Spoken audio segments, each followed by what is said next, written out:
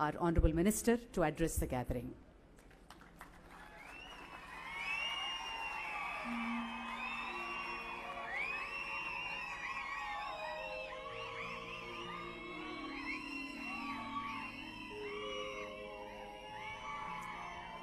అందరికీ నమస్కారం.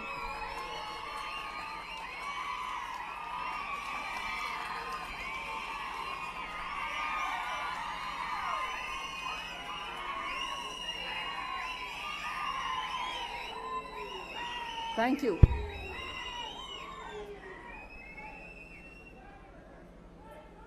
వేదిక మీద ఉన్నటువంటి మంత్రి, ఏపీ గవర్నమెంట్ అందరికీ, ప్లస్ యూనియన్ కౌన్సిల్ ఆఫ్ మినిస్టర్స్లో నా కొలీగ్గా ఉన్నటువంటి ఈ ప్రాంత ఎంపీ శ్రీనివాస్ వర్మ గారు,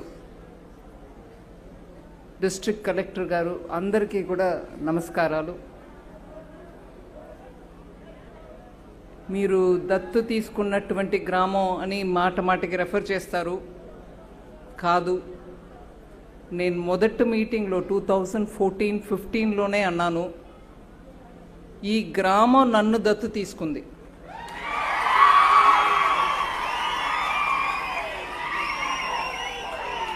ఈ మాట నేను ప్రతిసారి వచ్చినప్పుడు ఎంతో కూడా చెప్తాను ఇదే మాట. ప్రధానమంత్రి గారి ఆలోచన, ఎంపీగా ఉన్నటువంటి లోక్సభ ఎంపీ అయినా రాజ్యసభ ఎంపీ అయినా మీరందరూ ఒక గ్రామాన్ని దత్తు తీసుకోవాలి అని. ఆ సమయంలో పిఎం లంకలో ఉన్నటువంటి మహిళలు, తూర్పుతాడులో ఉన్నటువంటి మహిళలు నన్ను దత్తు తీసుకున్నారు. బట్ స్కీమ్ ఏమో ప్రధానమంత్రి గారిది.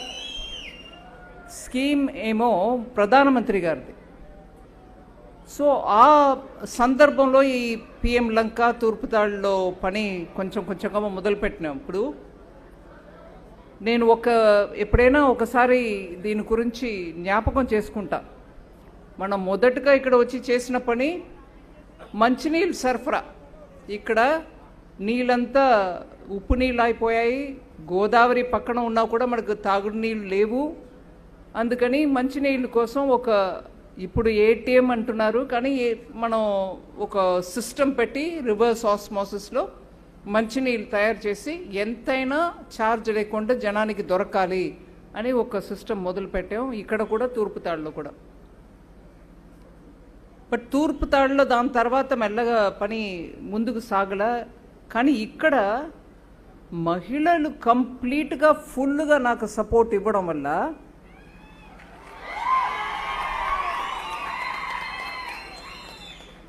వరదల టైంలో, సైక్లోన్ టైంలో మీకు ఉండడానికి ఒక భవనం, పంచాయత్ భవనం అని అనుకోండి, ప్లస్ పిల్లలు సాయంకాలం పూట స్కూల్ నుంచి వచ్చినాక ఒక చోట్ల కూర్చొని వాళ్ళ హోంవర్క్ చేసుకోవడమో, లేదు కొంచెం ఎవరో పక్కన ఉన్నవాళ్ళు వచ్చి ట్యూషన్ క్లాస్ నేర్పించడమో, ఇవన్నిటి కోసం మంచి చోటు ఉండాలి అని మొదలుపెట్టిన ఈ పెద్ద భవనం ఇవాళ ఎన్నో రకాల పర్పసెస్కి మనకు ఉపయోగం అవుతుంది అనేది చూస్తున్నప్పుడు చాలా వరకు మిగతా ఎంపీలు ఆంధ్ర ప్రాంతంలో మాత్రం కాదు, ఢిల్లీలో ఉన్నటువంటి వాళ్ళు కూడా అడుగుతారు, ఎలా మీరు మొదలు పెట్టారు, అది ఇప్పుడు ఏమేమో పనికి వస్తుంది, ఇది ప్లానింగ్ ఎలా చేశారు? ఏం ప్లానింగ్ చేయలేదు. ప్రజలు ఈ పిఎం లంకలో ఉన్నటువంటి ఆడవాళ్ళు ప్రత్యేకం నాకు సపోర్ట్ ఇవ్వడం వల్ల నేను ఇంత దూరం ఏదో చేస్తాం. అది మాత్రం కాదు, ఈ భవనం కొన్నాళ్ళ క్రితం, ఒక 2 సంవత్సరాల క్రితం నుంచి పిఎం విశ్వకర్మ ట్రైనింగ్ సెంటర్గా ఇక్కడ చాలా పని జరిగింది. ఒక మారు 2024 ఎలక్షన్, లోక్సభ ఎలక్షన్కి ముందు నేను వచ్చినప్పటికీ ఇక్కడ పిఎం విశ్వకర్మ యోజన కింద 13 రకాల ట్రేడ్స్కి ఇక్కడ ట్రైనింగ్ ఇచ్చారు.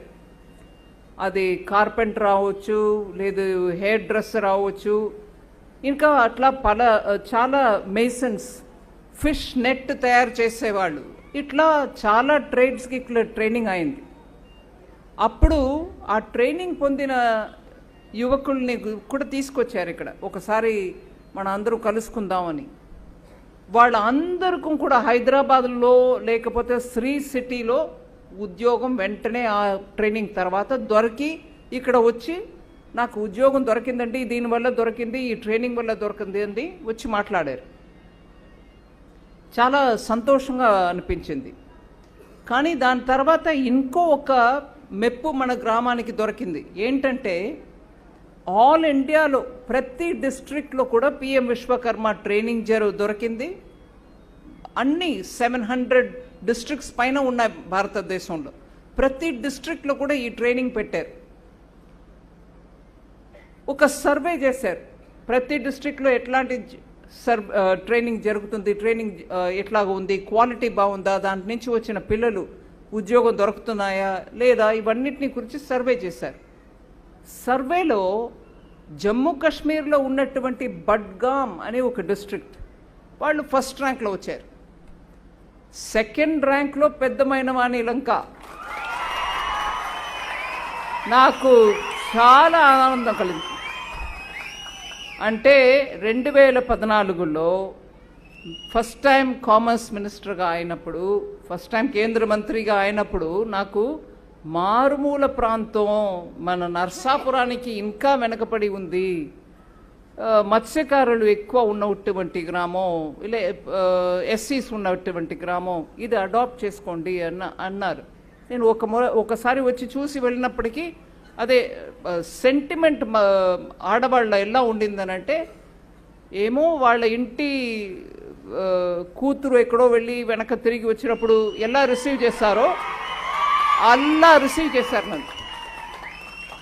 నాకు చాలా ఎమోషనల్గా ఫీల్ అయ్యాను. అయ్యో ఇది చూడు బాబు, నన్ను ఇంత ఈ డిస్ట్రిక్ట్ కోడలు, ఆంధ్ర కోడలు, కానీ పెద్దమైన వారి లంకాలో మాత్రం నన్ను కూతురులాగా ఇన్వైట్ చేశారు. సో నాకు చాలా మనసులో టచింగ్గా అనిపించింది. దాని తర్వాత సాంసద్ ఆదర్శ్ గ్రామ యోజన అది ఇది మొదలుపెట్టాం. ఒకసారి మీరందరే నన్ను తీసుకెళ్ళి చూపించారు. పెద్ద కొబ్బరి తోట ఉండిందండి. అప్పుడు సీఎంగా ఉన్నటువంటి శ్రీ రాజశేఖర్ రెడ్డి గారు వచ్చి అక్కడ జెండా ఆవిష్కరణ చేశారు ఆగస్ట్ 15 నాటికి. కానీ ఆ కొబ్బరి తోట మొత్తం సముద్రాన్ని లోపల వెళ్ళిపోయాయి. ఆ జెండా చూడండి ఎక్కడో 100 మీటర్స్ లోపల ఉంది, సముద్రం లోపల ఉంది. ఈ ఇరోషన్ వల్ల మాకు చాలా నష్టం అవుతుంది. అప్పటి నుంచి మొదలుపెట్టి సరి అయిన వాళ్ళని వెతకాలి, ఊరికే ఏదో చేయకూడదు మనం అని చెప్పి ఆ సాయిల్ ఇరోషన్ కోసం కొంచెం పని మొదలుపెట్టాం. అది ఇప్పుడు కంప్లీట్గా జనవరి సంక్రాంతి టైంలో కంప్లీట్ అవుతుంది వింటున్నా మాట.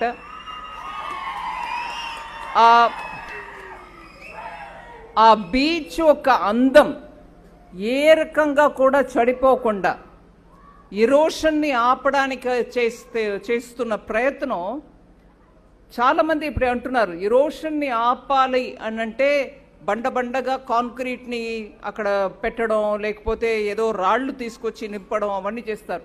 దానివల్ల బీచ్కు ఉన్నటువంటి, నాకు బాగా తెలుసు, మిగతా డిస్ట్రిక్ట్స్ నుంచి వస్తారు, ఇక్కడి నుంచి అంతర్వేదికి కూడా వెళ్ళడానికి చూస్తారు. ఎంత సుందరమైన క్షేత్రం, దీన్ని పాడు చేయకూడదు మనం ఏదో సాయిల్ ఇరోషన్ ఆపడానికి చేసే ప్రయత్నం వల్ల అని ఆ భయం నా మనసులో ఉండింది. కానీ ఆఖరికి చక్కగా మోడర్న్ వ్యవస్థ పెడుతున్నారు. దానివల్ల మనకి మన సముద్ర తీరం దాని అందం ఏ రకంగా కూడా పాడవదు. అది ఒక ఎత్తనంటే మత్స్యకారులకి ఇప్పుడు కూడా బోటో ఇంకొకటో మనం తయారు చేసి సపోర్ట్ ఇస్తూ ఉన్నాం. దాంట్లో కూడా ఇప్పుడు కేశవ్ గారు చెప్తున్నారు దానికి ఇంకా బోట్ ఏదైనా చేయాలంటే కూడా స్టేట్ గవర్నమెంట్ పూర్తి మద్దతు ఇస్తుంది అని. ఆ మాటని నేను వారిని ఇక్కడ వేదికపై ఉండగా నేను మీ ముందు చెప్తున్నా, మత్స్యకారులకి ఇక్కడ ఏ ఒక్క డిమాండ్ ఉన్నా కూడా స్టేట్ గవర్నమెంట్ పూర్తి మద్దతు పలుకుతుంది అనేదని మనం గుర్తుపెట్టుకొని మనం కూడా దాన్ని ముందు పెట్టుకొని మన వృత్తిని సరిగా ముందు తీసుకెళ్ళడానికి ఏమేం కావాలో గవర్నమెంట్ ద్వారా కేంద్ర ప్రభుత్వం లేదు రాష్ట్ర ప్రభుత్వం. అందుకే ప్రధానమంత్రి గారు అప్పుడప్పుడు అంటారు, సరి అయిన ఓటు వేయండి. ట్విన్ ఎంజిన్ అంటారు. ఒక్క ఎంజిన్ ఉంటే ఒక్క మోటార్ బైక్ ఎలా వెళ్తుంది, అదే 2 ఎంజిన్ ఉంటే ఎలా వెళ్తుంది, ఇంకా పవర్ఫుల్గా వెళ్ళడానికి ఆస్కారం ఉంటుంది. ఇప్పుడు మనకి ఇక్కడ ఎన్డీఏ ప్రభుత్వం ఉండడం చాలా ఉపయోగం. అందువల్ల ఇక్కడ ఉన్న ప్రజలందరికీ కూడా చెప్తున్నా, నేను ఏదో కేంద్ర ప్రభుత్వం ద్వారా లేదు విత్త మంత్రి ఫైనాన్స్ మినిస్టర్ అనేది కాదు. ఇక్కడ నేను మీలో ఒకరు, మీ ఇంటి కూతురు. ఈ ప్రాంతాన్ని మనం ఇంకా ఎంత ఫాస్ట్గా ముందు తీసుకెళ్ళడానికి ఏమేం ఆలోచన ఉన్నాయో అన్నిటినీ కూడా మనం రాష్ట్ర ప్రభుత్వం కానీ కేంద్ర ప్రభుత్వం కానీ తీసుకెళ్ళి మనం పూర్తి చేసుకోవాలి. ఇంకా వస్తుంది ఇంకా చేస్తారనేది కాదు, మీరు లిస్టు పెట్టాలి. న్యాయమైన కోరిక ఏది ఉన్నా కూడా చెప్పడంలో సంకోచం ఉండకూడదు. ఇక్కడ ఈ భవనం ఇప్పుడు రీసెంట్గా వచ్చిన సైక్లోన్లో మీ అందరికీ పనికి వచ్చింది, చాలా సంతోషం. కానీ మన పిల్లలకి దీని నుంచి ఏం దొరుకుతుంది అనే ఆలోచనతోనే నేను సెయింట్ వాళ్ళని అడిగాను, మీరు కార్పొరేట్ సోషల్ రెస్పాన్సిబిలిటీ సిఎస్ఆర్ ద్వారా మీరు పెద్ద ఒక ఐటీ కంపెనీ నడిపి అది ఇంకా బాగా నడుస్తుంది. అయినా ఇవాళ ఏఐ ద్వారా, ఆర్టిఫిషియల్ ఇంటెలిజెన్స్ ద్వారా కంపెనీ తన ఉత్పత్తిని కంప్లీట్గా ఏఐ ద్వారా నడిపిస్తున్నారు. కానీ ముందులాగా ఒకరు వస్తారు, ఒక టెక్నీషియన్ వస్తారు, ఒకరు ఇంజనీర్ వస్తారు అని చాలా రకం ఎంప్లాయ్మెంట్ తోటి నడపెట్టలే. కానీ ఆ ఏఐని కూడా నడిపించే వాళ్ళు మనుషులే కదా. అది మన యువకులు, మన ఆడపిల్లలు, మన మగపిల్లలు ట్రైనింగ్ సరిగా ఉంటే వాళ్ళే ఆ ఏఐ నడిపిస్తారు కదా అని ఒక ప్రశ్న. ఇది కాకుండా ప్రధానమంత్రి గారు ఎప్పుడు కూడా, నరేంద్ర మోదీ గారు ఎప్పుడు చెప్తారు, గ్రామాల్లో ఈ డ్రోన్ యూస్ చేసుకొని రైతులకి వాళ్ళ పంట పెంచడానికి ఏమేం చేయాలో అది చేయాలి. గ్రామంలో ప్రతి ఒక్క గ్రామంలో కనీసం ఒక 10 మంది డ్రోన్ దీది అంటే డ్రోన్ని ఉపయోగించే సోదరులు ఉండాలి. ఆడవాళ్ళకి ఆ ట్రైనింగ్ ఇవ్వండి, వాళ్ళు వెళ్ళి నడపని ఆ డ్రోన్ని. అది ఫెర్టిలైజర్ స్ప్రే చేయడానికి ఉండొచ్చు, లేదు విత్తనం చేయడానికి ఉండొచ్చు. ఆడవాళ్ళకు ట్రైనింగ్ ఏంటి, లక్పతి దీది, డ్రోన్ దీది. అதாவது గ్రామాన్ని ఇంకా మంచిగా చేసి ఆడవాళ్ళు లక్షాధిపతిగా అవ్వాలి అనే రకంగా లక్పతి దీది అన్నారు. సో లక్పతి దీదియో డ్రోన్ దీదియో మనం గ్రామానికి అది చూడడానికి ప్లాన్ చేస్తున్నారు. కానీ ఆ డ్రోన్ని తయారు చేసేవాళ్ళు ఎవరు, ఆ డ్రోన్ని నడిపేవాళ్ళు ఎవరు, ఆ డ్రోన్లో ఏదైనా రిపేర్ వస్తే ఆ రిపేర్ చేసేవాళ్ళు ఎవరు, దానికి ట్రైనింగ్ కావాలి అని ఇక్కడ మనం 3 రకాల ట్రైనింగ్ ఆ సైంట్ గ్రూప్ ద్వారా పెడుతున్నాం. మొదటి ట్రైనింగ్ ఏమో ఆ డ్రోన్ అంటే ఏంటి, అది ఎలా ప్లాన్ చేస్తుంది, ఎలా దాన్ని తయారు చేయాలి, దాన్ని ఎలా ఉపయోగించాలి, దాంట్లో ఉన్న సెన్సర్ అంటే ఏంటి అని చాలా టెక్నికల్ విషయాన్ని అన్నిటినీ కూడా నేర్పిస్తున్నారు. 3 నెలల తర్వాత మీకు సర్టిఫికేట్ దొరుకుతుంది. దాని తర్వాత మీరు ఏఐ ద్వారా నడిచే కంపెనీలో వెళ్తే మీకు ఉద్యోగం దొరకడం ఖచ్చితం. అది ఒక ట్రైనింగ్.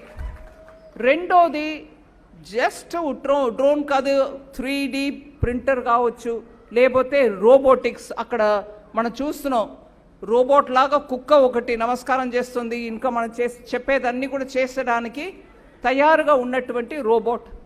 అది రోబోట్ అంటే ఏంటి, ఎక్కడో ఉపయోగించాలి, అది దానివల్ల ఏమేం చేయవచ్చు, దానికి ట్రైనింగ్. అది రెండో రకమైనది. మూడో రకమైన ట్రైనింగ్ ఈ కంప్యూటర్ ముందు కూర్చొని ఏం చేస్తున్నావే అని ఆడవాళ్ళు తల్లిలు అందరూ కూతుర్ని అడుగుతూ ఉంటారు. కానీ దాని ద్వారా ఇవాళ విదేశాల్లో ఉన్నటువంటి మార్కెట్ అన్నిటినీ కూడా మన ప్రోడక్ట్స్ అక్కడ ఎలాగ వెళ్ళి సేల్ చేయడం, అమ్మడం ఎలాగా, దానికి ఆన్లైన్ ద్వారా ఏమేం చేయవచ్చు, ఎవరితో కాంటాక్ట్ పెట్టాలి, ఏ ప్లాట్ఫామ్కి కనెక్షన్ పెట్టాలి, ఇవన్నిటిని ట్రైనింగ్. మూడవది ట్రైనింగ్. సో 3 రకాల ట్రైనింగ్ ఈ సియంట్ కంపెనీ ద్వారా వాళ్ళే మెటీరియల్ ఇస్తున్నారు, వాళ్ళే కంప్యూటర్ ఇస్తున్నారు, వాళ్ళే దానికి కావాల్సిన పుస్తకాలు మీరు దాని నుంచి నేర్చుకొని కంప్యూటర్లో చేయడానికి ఆ పుస్తకాలని కూడా వాళ్ళే తయారు చేసి ఇస్తున్నారు. ఇప్పుడు ఇంగ్లీష్లో ఇస్తున్నారు, తెలుగులో కూడా ఇస్తున్నారు. ఇట్లాగా ఒక ఇంజనీరింగ్లో ఐటీ సెక్టర్లో ఉన్నటువంటి ఒక పెద్ద కంపెనీ వాళ్ళే వచ్చి ఇక్కడ ఉన్నటువంటి ప్రతి ఒక్క రూమ్ని ఐటీ కంపెనీ ట్రైనింగ్కి ఆ రూమ్ని తయారు చేసి దాంట్లో కంప్యూటర్ని పెట్టి డ్రోన్స్ని పెట్టి డ్రోన్స్కి కావాల్సిన వస్తువుల్ని పెట్టి దాన్ని ఎలా నేర్పించాలి అనే పూర్తి వ్యవస్థ చేసుకొని ఆ ట్రైనింగ్ ఇచ్చే మనుషుల్ని కూడా తీసుకొచ్చి వాళ్ళ ద్వారా ఇక్కడ ఉన్నటువంటి వాళ్ళకి ట్రైనింగ్ ఇచ్చి మిమ్మల్ని మార్కెట్కి ఇవాళ రెడీగా చేస్తున్నారు. మార్కెట్ అంటే జాబ్ మార్కెట్కి రెడీ చేస్తున్నారు. నేను 2014-15లో వచ్చినప్పుడు ఒక 10 సంవత్సరం తర్వాత ఇట్లా ఒక మోడర్న్ ట్రైనింగ్కి ఇక్కడ ఒక ట్రైనింగ్ సెంటర్ మనం పెట్టగలుగుతాం, దాంట్లో ఇండస్ట్రీ వచ్చి పాల్గొంటుంది, ఇవన్నీ నాకు మనసులో లేదు. ఇప్పుడు మీ అందరికీ వర్షాలు వస్తే, సైక్లోన్ వస్తే, లేదా పంచాయతీ వాళ్ళకి ఒక స్థలం ఉండాలి అనే ఆ ఆలోచనతోటి ఈ బిల్డింగ్ కట్టాం. కానీ అది ఎన్ని రకాల ఇవాళ మనకు ఉపయోగంగా ఉంది అనేది నేను చూస్తున్నాం. దానికి పూర్తి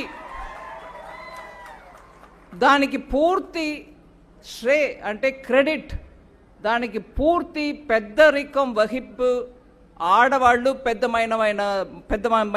పెద్దమైనమాని లంక ఆడవాళ్ళకే వెళ్ళి చేరుకోవాలి. వాళ్ళ స్ఫూర్తి వల్లే ఇవాళ ఇవన్నీ ఇక్కడ జరుగుతుంది. వాళ్ళ సపోర్ట్, వాళ్ళ కోఆపరేషన్ వల్లనే. ఈ పిఎం లంక వాళ్ళు మాత్రం ముందుకు వచ్చి ఇంత చేయకపోతే ఇవాళ గ్లోబల్ ఇండియన్ ట్రైనింగ్ సెంటర్ల టాప్ల పిఎం లంక రావడం అనేది అసంభావితం. అందువల్ల ఇవన్నీ చేస్తూ డిస్ట్రిక్ట్ కలెక్టర్ మన ముందు ఇక్కడ కూర్చున్నారు. ఇక్కడ ఇళ్ళలు సమస్య గురించి ఒక మాట చెప్పదలుచుకున్నా. 150 దగ్గర అప్లికేషన్స్ ఉన్నాయి. పిఎం ఆవాస్ యోజన, అதாவது పిఎం ద్వారా ఇళ్ళలు కట్టపడే ప్లాన్, ఆ ప్లాన్లో పిఎం ఆవాస్ యోజనలో ఆ 146 మందికి కూడా ఆ అప్లికేషన్స్కు కూడా ఇల్లు ఇవ్వాలి అని నేను కలెక్టర్ గారికి, కేశవ్ గారు ముందు, ఫైనాన్స్ మినిస్టర్ గారు ముందు చెప్తున్నా. సెంట్రల్ గవర్నమెంట్ మీకు డబ్బు ఇచ్చేస్తుంది స్టేట్ గవర్నమెంట్కి, దాని తర్వాత స్టేట్ గవర్నమెంట్ దాన్ని ఏ డిస్ట్రిక్ట్ ఎంత, ఈ డిస్ట్రిక్ట్ ఎంత అని అంటారు. పిఎం లంక ఎక్కడో ఒక కార్నర్లో ఉంది. మీ లిస్టుల కార్నర్లో కింద వెళ్ళిపోకూడదు, టాప్గా రావాలి. అక్కడ ఉన్న ప్రతి ఒక్క అప్లికేషన్కు, ప్రతి ఒక్క పిఎం ఆవాస్ అంటే ఇళ్ళలు అప్లికేషన్కి ఇల్లు కట్టించి ఇవ్వాలి. అది 26-27 సంవత్సరం, ఇప్పుడు రాబోయే 12 నెలల్లో ఆ పని పూర్తి కావాలని నేను రిక్వెస్ట్ పెడుతున్నా మీ తరపులో. అట్లాగే ఇక్కడ ఉన్నటువంటి మత్స్యకారులకి ఇంకా ఇప్పుడు ఇచ్చే బోట్స్ ఏదో 100 బోట్స్ ఇచ్చినారు. ఇంకా 200 మత్స్యకార అప్లికేషన్ ఉన్నాయని అనుకుంటున్నా. దానికి కూడా ఏంటి లోపం ఏంటో నాకు తెలియదు, కనుక్కుంటాను. ఆ 200 మత్స్యకారులకు కూడా బోట్లు ఇవ్వాలి. ఆ రిక్వెస్ట్ మీ తరపులో నేను పెట్టేస్తున్నాను వాళ్ళకి. ఇది కాకుండా ఎమ్మెల్యే గారు ఇంకా మెమరాండం అది ఇచ్చారు. ఒకసారి పరిశీలించి దాంట్లో ఎంత చేయవచ్చో చేద్దాం. కానీ ఇటు ఈ ప్రాంతంలో ఉన్నవాళ్ళు, ఇంకా శ్రీకాకుళం, మచిలీపట్నం అట్లా ఉన్నటువంటి రీజన్స్ నుంచి వచ్చిన స్టూడెంట్స్ పైన ఉన్నారు. సో ఇవాళ దూర ప్రాంతం నుంచి మారుమూల ప్రాంతం పిఎం లంకకు లోకం జనం వచ్చి, స్టూడెంట్స్ వచ్చి ఇక్కడ ట్రైనింగ్ పొందుకుంటున్నారంటే నా విజ్ఞప్తి, ఇది ఇంకా మారుమూల కాదు. మీరు ట్రైనింగ్ సెంటర్ అయిపోయారు. Centre for excellent AI training అంటే పిఎం లంక. పూర్తి ఆంధ్రప్రదేశ్ నుంచి ఆంధ్రప్రదేశ్ పూర్తిగా ఎక్కడ ఉన్నా ఏఐల ట్రైనింగ్ కావాలంటే ఇంజనీరింగ్ గ్రాడ్యుయేట్ లేదా 10 పాస్ అయిన వాళ్ళు లేదా BA BCom చదివిన వాళ్ళు ఏఐ ట్రైనింగ్ పొందాలంటే PM లంకాకు రాక తప్పదు. ఆ లెవెల్లో మనం ట్రైనింగ్ పెడుతున్నాం ఇక్కడ.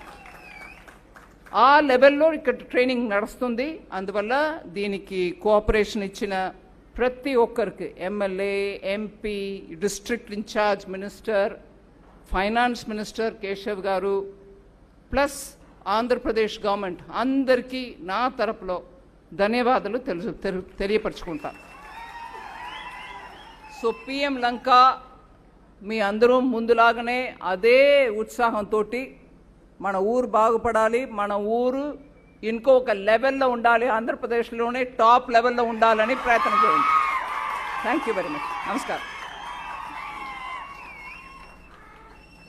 Thank you madam, thank you very much. మీ ప్రతి మాట మాకు నిజంగా స్ఫూర్తిదాయకం అని సందర్భంగా మనవి చేసుకుంటూ ఇప్పుడు MOU ఎక్స్చేంజ్ కార్యక్రమం